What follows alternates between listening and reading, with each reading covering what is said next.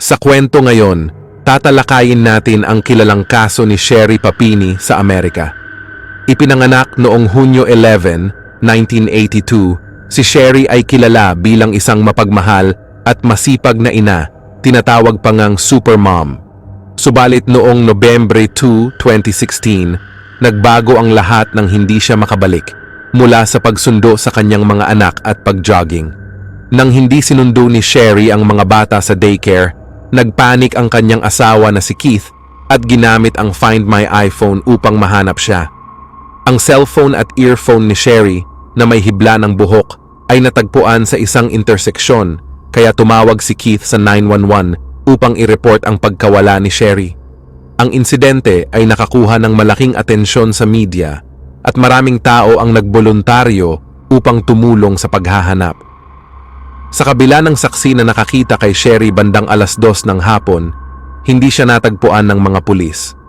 Maraming search parties ang naganap para hanapin si Sherry.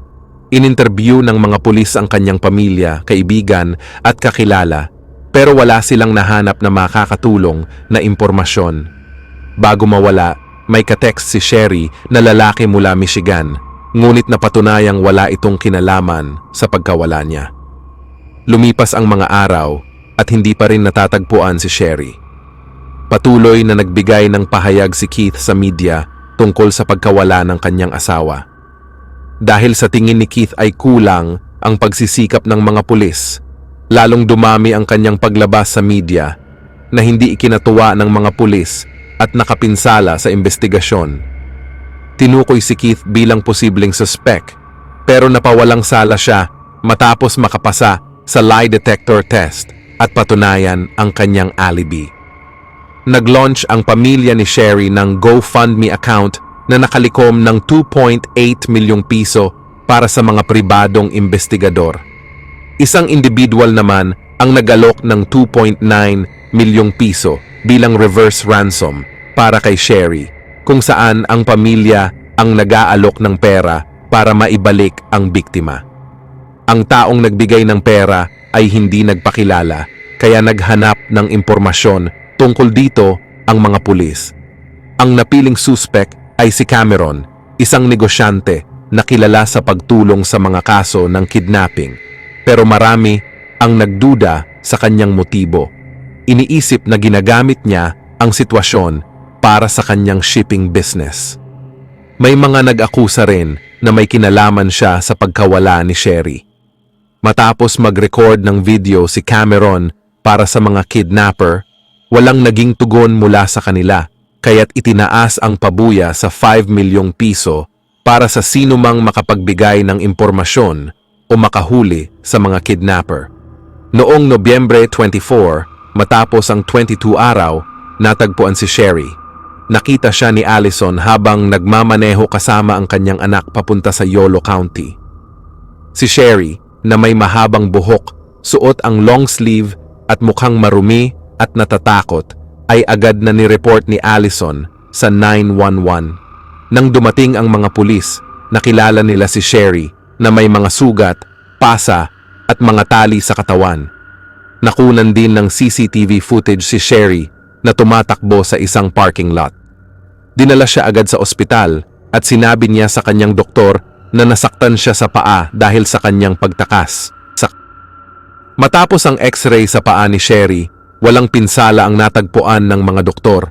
Napansin nila ang pagbaba ng kanyang timbang, pinsala sa kanyang ilong at ang kanyang mahabang buhok ay naging maikli. May malubhang marka sa kanyang likod na tila tattoo na may salitang Exodus. Si Keith, sa labis na saya, agad na tumakbo sa ospital nang malaman na natagpuan si Sherry at niyakap siya ng mahigpit. 2 DNA samples ang nakuha mula sa katawan ni Sherry, isa mula sa isang babae at isa mula sa isang lalaki.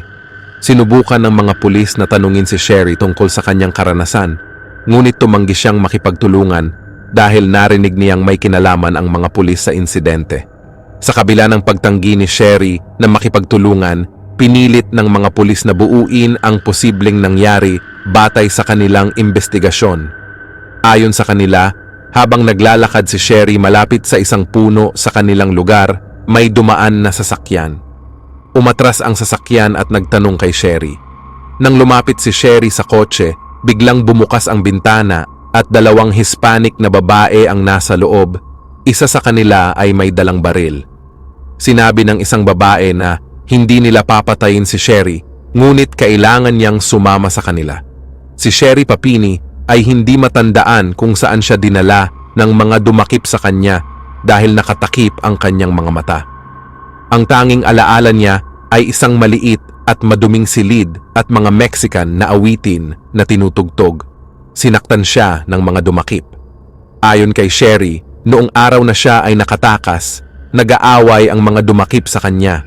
Narinig niya ang putok ng baril at dinala siya ng mas batang kidnapper sa kotse. Dahil natakpan ang kanyang mga mata, hindi niya nakita ang daan at nakatulog siya habang naglalakbay. Pagkalipas ng ilang oras, huminto ang kotse at inutusan siyang bumaba.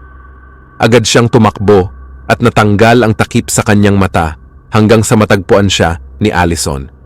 Matapos ang kanyang pagtakas, tumanggi si Sherry na magbigay ng pahayag sa mga pulis. Isang taon matapos ang insidente, nagbigay siya ng paglalarawan sa dalawang babaeng dumakip sa kanya. Ang mga pulis ay bumuo ng forensic sketch batay sa kanyang sinabi. Ayon kay Sherry, laging nakasuot ng maskara ang mga babaeng kumidnap sa kanya. Naglagay ang mga pulis ng 580,000 na pabuya para sa sinumang makapagbigay ng impormasyon tungkol sa mga suspek. Sa kabila ng maraming tips, hindi pa rin nahahanap ang mga dumakip. Ayon sa mga pulis, ang DNA na nakuha mula kay Sherry ay maaaring makatulong sa investigasyon. Matapos tanungin ng mga pulis kung bakit may DNA ng isang lalaki sa katawan ni Sherry, kahit sinabi niyang dalawang babae ang dumakip sa kanya, nagsagawa sila ng DNA test ngunit walang tugma sa database. Dahil dito, nahirapan ang mga pulis sa paglutas ng kaso at nagduda ang publiko sa mga pahayag ni Sherry dahil sa mga hindi nagtutugmang detalye. Noong 2017, lumabas ang mga artikulo tungkol sa tunay na pagkatao ni Sherry. Naniniwala ang kapatid niya na minsang pumasok si Sherry sa bahay niya nang walang pahintulot at pinaghihinalaan ng ama ni Sherry na siya ang kumuha ng nawawalang pera sa bangko. May mga pagkakataon din na sinaktan ni Sherry ang sarili at tinakot ang kanyang ina na ipagkakalat na ito ang may sala. Isang propesor ang nagsabing kahina-hinala ang kwento ni Sherry dahil karaniwang mga lalaki ang gumagawa ng ganitong krimen. Ang pagpapalaya kay Sherry ng walang hinihinging kapalit ay lalong nagpatibay sa mga pagdududa. Si Allison, ang nakakita kay Sherry, ay naniniwala sa tunay na pagdukot, ngunit maraming nagtanong kung totoo nga ba ang kwento ni Sherry. Noong Marso 3, 2022, inaresto ng FBI si Sherry dahil sa pagbibigay ng maling impormasyon at pandaraya. Ipinakita ng mga pulis na nagpanggap lamang si Sherry na siya ay kinidnap. Ang DNA ng lalaki na nakuha sa katawan ni Sherry ay pag-aari ng dating kasintahan niyang si James Reyes. Natuklasan ito ng mga pulis matapos makakuha ng sample mula sa kamag-anak ni James sa isang komersyal na testing site. Noong Agosto 10, 2020, dinala si James sa pulis para sa interogasyon.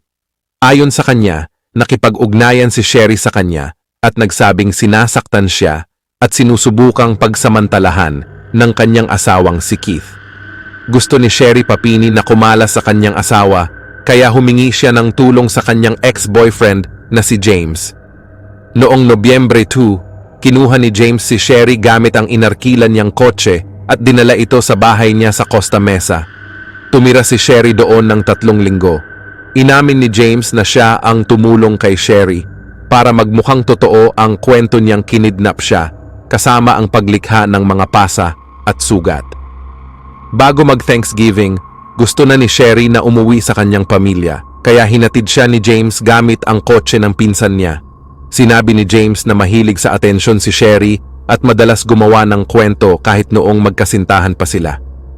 Nakakita ng ebidensya ang mga pulis na nagpapatunay sa kwento ni James, kabilang ang pag-absent ni James ng 2 linggo mula Nobyembre 26 at ang pagkakatugma ng kwarto ni James sa kwento ni Sherry. Noong Agosto 13, ipinakita ng pulis ang ebidensya kina Keith at Sherry. Sa kabila ng ebidensya, sinabing no lamang ang tugon ni Sherry. Sa bandang huli, inamin ni Sherry na kinausap niya si James ngunit nagsisisi siya. Dahil dito, siguradong nagsisinungaling si Sherry. Bukod pa dito, si Sherry ay nag-apply sa California Victims Compensation Board para sa pinansyal na tulong at nakakuha ng 1 million pesos mula 2017 hanggang 2021. Ang pera mula sa GoFundMe ay nagastos sa personal na pangangailangan nila ni Keith at ng kanilang pamilya. Umabot ng 13 milyon pesos ang nagastos ng mga ahensya sa paghahanap kay Sherry. Nang makasuhan si Sherry, ikinulong siya. Pinayagan siyang magpiyansa ng 6 milyon pesos. Kailangan niyang isuko ang passport niya at sumali sa isang psychiatric program. Tinawag siyang real-life gone girl dahil pineke niya ang kanyang pagkawala. Noong Abril 18, 2022, umamin si Sherry na guilty sa paggawa ng false statements at mail fraud. Humingi siya ng tawad sa pamilya, kaibigan, at lahat ng tumulong maghanap sa kanya at inamin niyang labis siyang nahihiya. Walang binigay na dahilan si Sherry Papini sa kanyang ginawa. Dahil sa kanyang guilty plea, hindi na nagkaroon ng trial na ikinadismaya ng marami. Kung nagkaroon ng trial at napatunayang guilty, maaari siyang makulong ng 25 taon o higit pa. Noong Abril 22, nag-file ng divorce si Keith laban kay Sherry upang protektahan ang kanilang mga anak. Noong Setyembre 19, hinatulan si Sherry ng 18 buwan na pagkakulong at 36 buwan na supervised release. At pinagbabayad din siya ng 18 milyong pesos para sa gastos ng mga ahensya sa paghahanap sa kanya. Noong Agosto 2023, nakalaya siya 6 na buwan ng mas maaga kaysa sa hatol. Taong 2023 din nang mag-grant ang divorce ni Sherry at Keith. Nagharap muli sa korte sina Keith at Sherry dahil nanghihingi si Keith ng pera mula sa kanilang yaman. Ayon kay Keith, nagastos na ang lahat para sa kanilang pamilya, samantalang iginiit ni Sherry na wala siyang alam kung saan ginastos ni Keith ang pera at wala na raw natira para sa kanya. Noong Hunyo 2024, nagpa-interview si Keith at idiniin na hindi niya sinaktan si Sherry, taliwas sa mga sinabi nitong kwento. Sinabi rin ni Keith na hindi humingi ng tawad si Sherry sa kanya o sa kanilang mga anak at hindi niya nakitang nagsisisi si Sherry. Nang mabuking na si Sherry, hindi na kailanman kinausap ni Keith ang babae. Ayon kay Keith, plano siguro ni Sherry na magkunwaring kinidnap siya para iligtas siya ni Keith. Ngayon, may bago ng boyfriend si Sherry at nakunan pa ng media ang kanilang mga sweet moments. Ang kwento ni Sherry Papini ay nagpapakita ng kahalagahan ng katotohanan at pagtitiwala sa bawat relasyon at sa komunidad.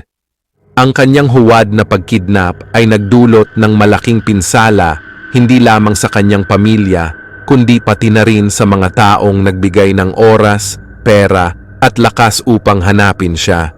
Ipinapaalala nito sa atin na ang mga aksyon ng isang tao, lalo na kapag batay sa kasinungalingan, ay may malalalim na epekto sa mga nakapaligid sa kanya.